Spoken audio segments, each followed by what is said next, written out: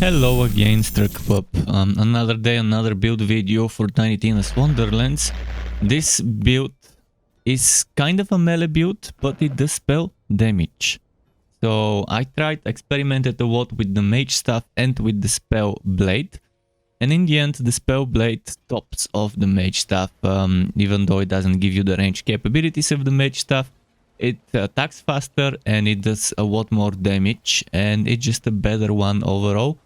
So the Mageblade build is a build using the Spell Blade item. I hope you enjoyed, buckle up and let's go.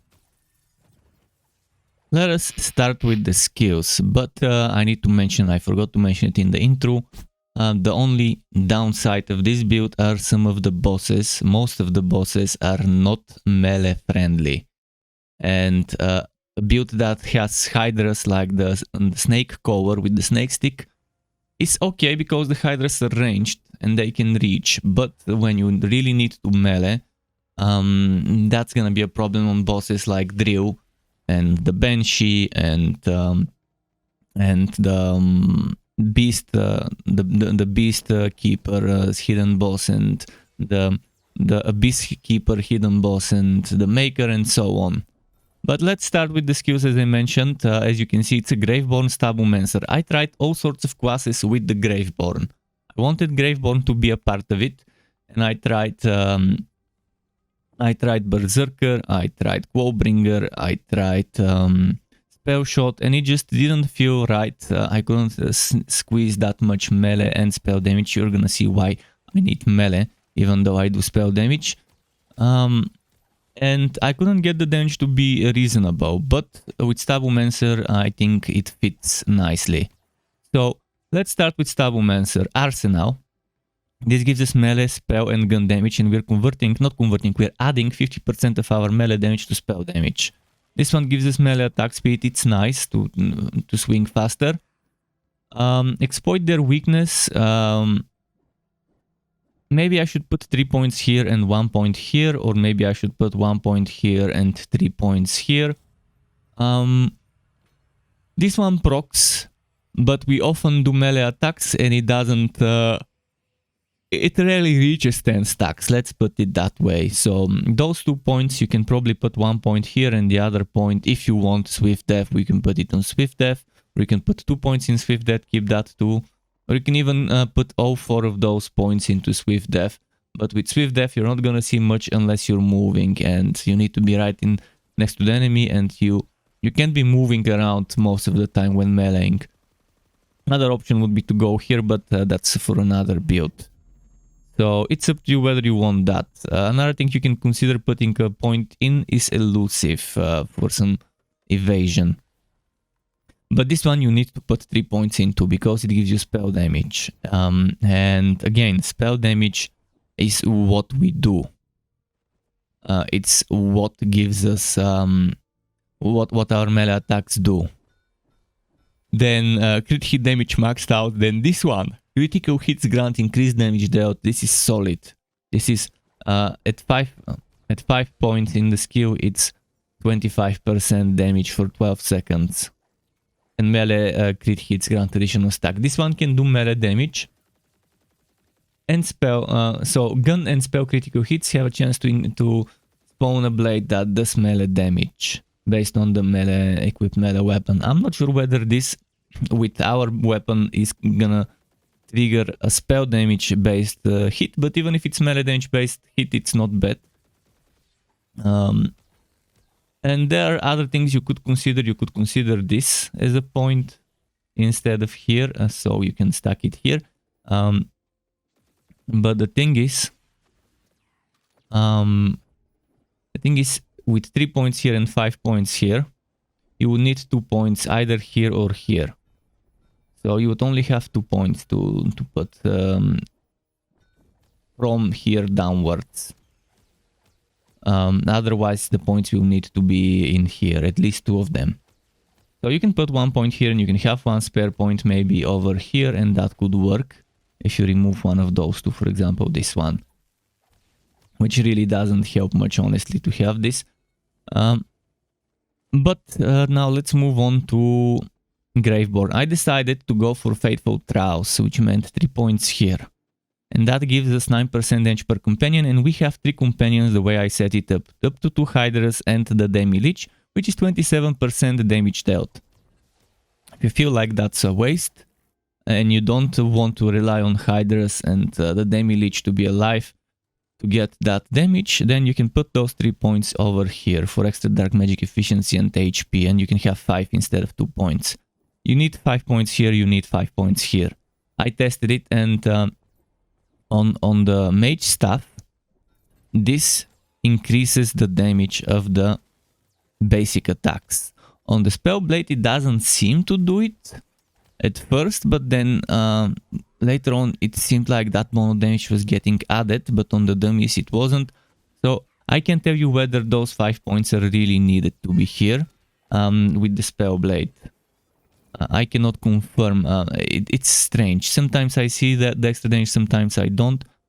So maybe you could remove those 5 points and put them elsewhere. But there aren't many options. See, this is for spell cooldown rate. This is a great place to put those 5 points.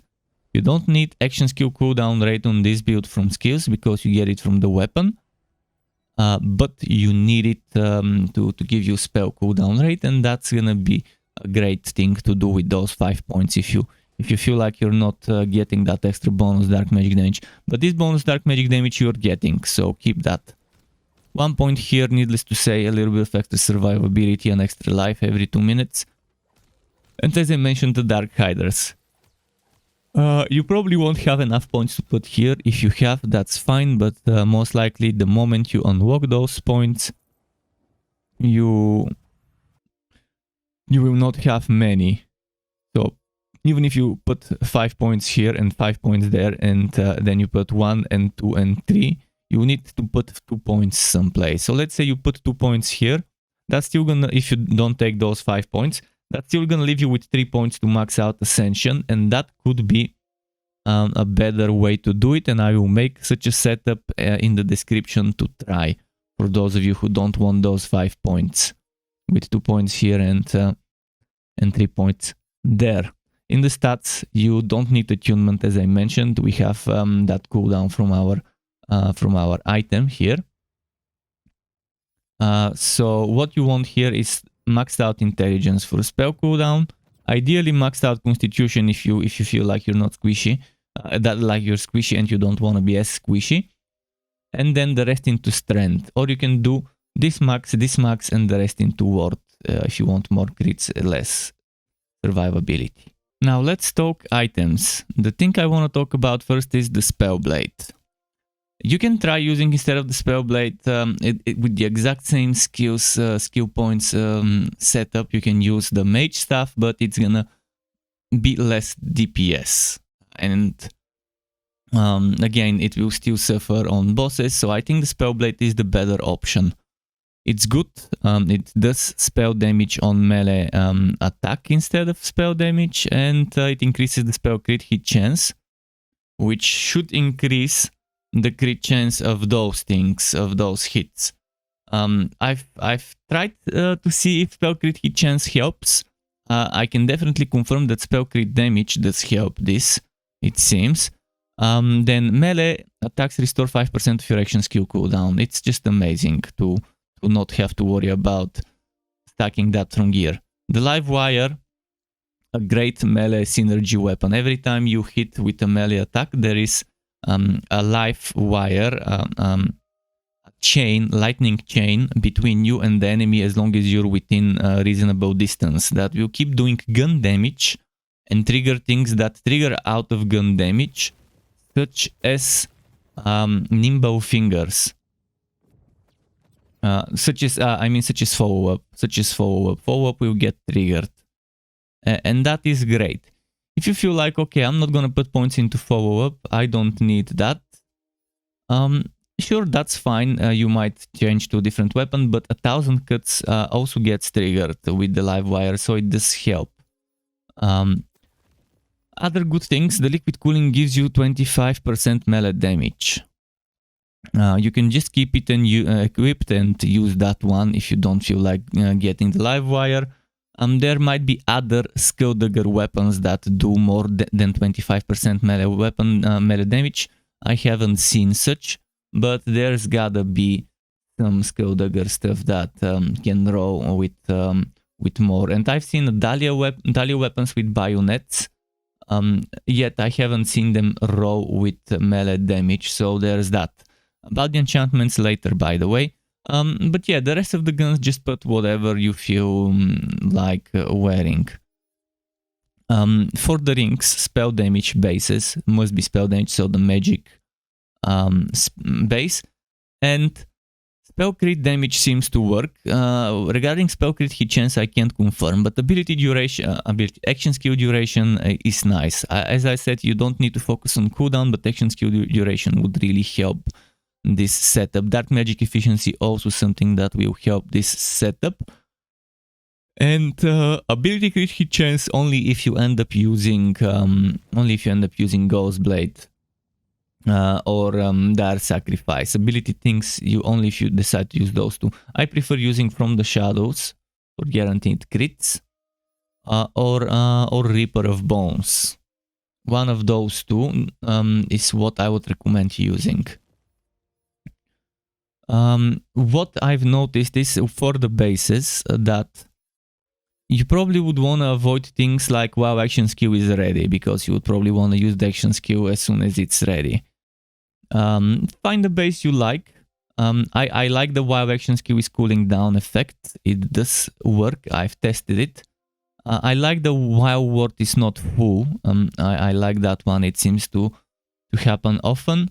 So find the base that you think you can trigger often and with a high spell damage at the top and some good bonuses at the middle. For the shield, I like that body rune. No idea why when I was testing on the dummies and later on some enemies, this 20% bonus fire damage disappeared. Maybe because I can't kill an enemy at the dummies, maybe that's why. But you get 20% bonus fire damage for a short duration, and this bonus fire damage is getting added, regardless of whether you have fire in the weapon and melee weapon and so on. And that is great. That is extra 20% damage on top of your damage. That is just from the fire element. It also heals you, which is nice. So I like the body rune. If not, you can try and find something like this, an Aegis with a lot of ward. For extra survivability. You can even try playing with the Cursed Wit, but keep in mind that 100% increased damage you don't get right away. So that's probably not that great of a shield for that melee build. It's good if you have spell shot where you can prevent the shield from recharging to keep it going, but then you need a lot of HP, stacking, and then it could work. Static charge is also good. It can go very high in terms of capacity, and it allows you to recharge it while sliding, and this one even does a Nova for extra DPS. So yeah, those are some examples of good stuff. When it comes to armor, you need the Warped Paradigm that gives you ability and spell damage. We want that spell damage based on your melee damage, so 50% of your melee damage goes into spell damage. This is another important thing here. In terms of stats for it, you want ideally spell damage. Melee damage is a good second thing to get. I would say don't go for melee crit chance, don't go for companion crit chance, get things like maybe spell crit chance, maybe spell crit damage if you can get it, but I would like ward capacity or HP or all damage. If you want to go all in on the damage, then you want spell damage, melee damage, all damage. Those three things. If you want some survivability, ward capacity or HP would be nice. But it needs to be this specific paradigm. And ideally it will be Stabbomancer+Graveborn, which means assassin, like this one, instead of Graveborn Stabbomancer. So keep that in mind. I guess it depends which skill you go. If you go for Reaper of Bones, having a cultist is better. If you go From the Shadows, this will increase the crit chance of that. You can see here. And the duration as well. The Dirty Fighting crit chance gets increased from Stabbomancer power. Ghostblade and From the Shadows get increased damage and increased duration. Whereas for the Graveborn, I can't show it right now because it's glitched, but okay, there we go. See, you get Dark Hider damage increase, Blast Gasp if you decide to use it increase, Reaper of Bones increase, bonus magic damage, the Dark Sacrifice increase damage, and the Damage Companion gets boosted by Graveborn. So that's just to give you an idea what you want to prioritize. Here I would say, again, try to get the Dark Magic damage or the element of this one, but I would suggest to try and find one with dark damage, and try to get dark magic damage and ideally Stabbomancer power. Stabbomancer power and dark magic damage will be fine, or Graveborn power if you're using the Graveborn action skill. I couldn't find a good one for Stabbomancer, the best one I could do is this one. And it's not a bad one to be honest, it's a fine one to use. You just need to find something that works. I think the Torch is the best thing you can take. While your action skill is on cooldown, spell damage increased by 30%, and you can stack that with this one. While action skill is cooling down, effects are increased. You get that extra spell damage and other bonuses here. As a spell, if you can get a Dark Magic Buffmeister of the best type of damage you can get, which is strange. See that Volatile is 200, see that Chaotic is 203.